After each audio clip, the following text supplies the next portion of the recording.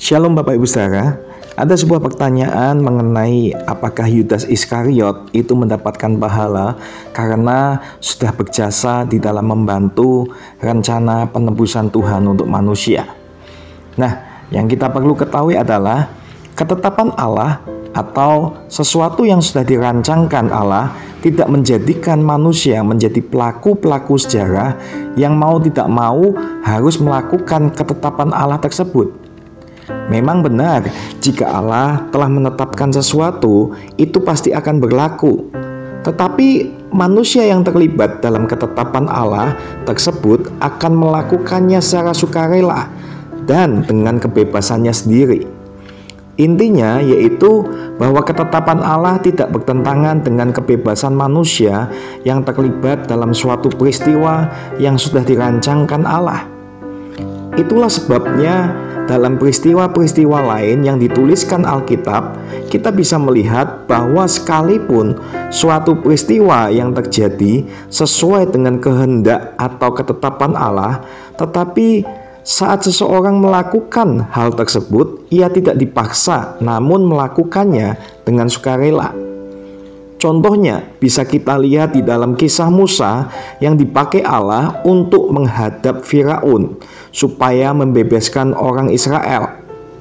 Sebelum Tuhan mengutus Musa menghadap Firaun, Tuhan sendiri sudah menetapkan bahwa ia akan mengeraskan hati Firaun.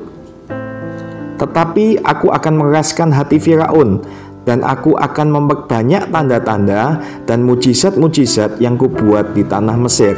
Keluaran 7 ayat 3. Namun jika kita perhatikan dengan seksama, sikap berkeras hati Firaun dilakukan dengan caranya sendiri, yaitu karena ia berpikir bahwa dengan melepaskan bangsa Israel adalah sebuah kerugian besar bagi kerajaan yang dipimpinnya.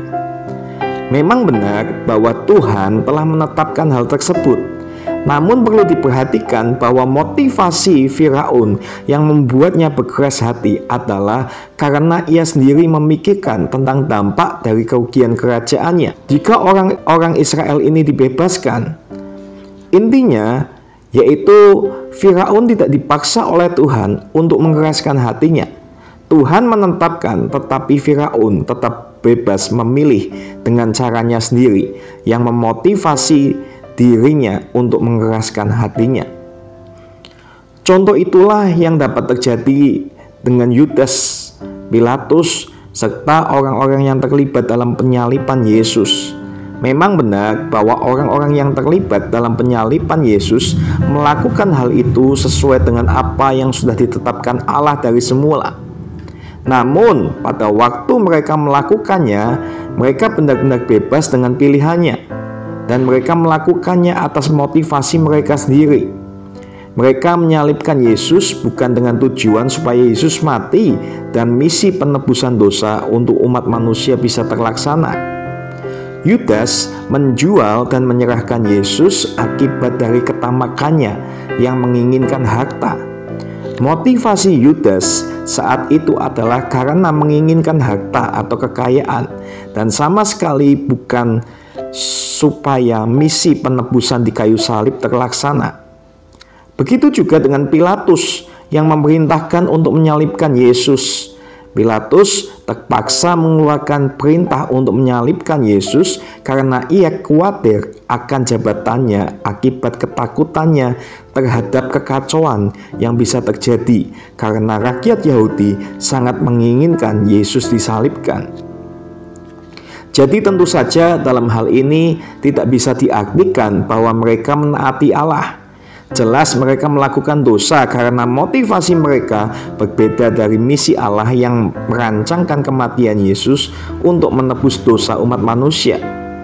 Mereka membunuh Yesus dengan kepentingan pribadi mereka dan bukan supaya karya penebusan dosa bisa terlaksana. Inilah yang kami sebut di atas bahwa ketetapan Allah tidak pernah menghancurkan kebebasan manusia. Manusia tidak diciptakan Allah seperti robot yang terprogram. Oleh karena ketetapan Allah tidak membuang kebebasan manusia itu, maka ketetapan Allah juga tidak membuang tanggung jawab dari manusia. Jadi Yudas dan Pilatus serta orang-orang yang terlibat harus bertanggung jawab dan dihukum karena dosa dan ketidaktaatannya terhadap Allah. Terima kasih, Tuhan Yesus memberkati.